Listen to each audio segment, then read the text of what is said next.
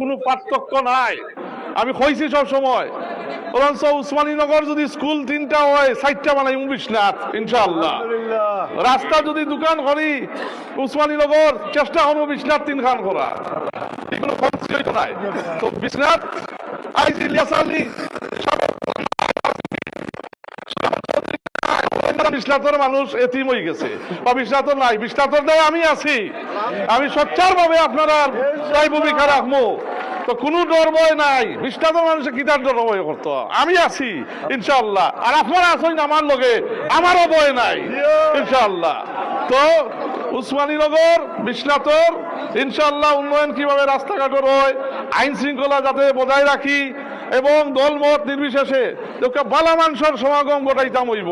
এখন বালা মানুষের রাজনীতির সময়, এবং এই তো প্রশাসনের যারা আজকে আইসই, প্রশাসনের ইউএনও এবার আমরা রসি সব আসন বিশ্বনাথর, উসমানীনগর পুলিশ প্রশাসন, সিভিল প্রশাসন সবরে আমি কৃতজ্ঞ। আপনারা আইসন কষ্ট করিয়া আপনারা কিলা সহযোগিতা করতাম পারি আমি সব সময় আন্তরিকভাবে করবো।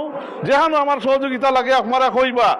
দেখা বিশ্বনাথ উসমানীনগর কোনো চাঁদাবাজার জায়গা নাই, বিশ্বনাথ উসমানীনগর কোনো চুর ডাকাইতর সন্ত্রাসীর জায়গা নাই, বিশ্বনাথ উসমানীনগর ওই বালা মানুষের জায়গা।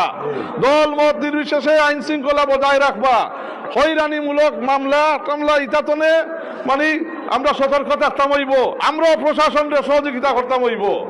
তো ইনশাআল্লাহ প্রশাসনের সম্মানিত যারা সদস্য এখানে আছেন, সিভিল প্রশাসন, পুলিশ প্রশাসন, আপনারা নির্ভয়ে কাম করবা, আপনারা কাম করবা, অঞ্চলের কাম করবা, অঞ্চলের বালার কাম করবা, আমরা পাইবা।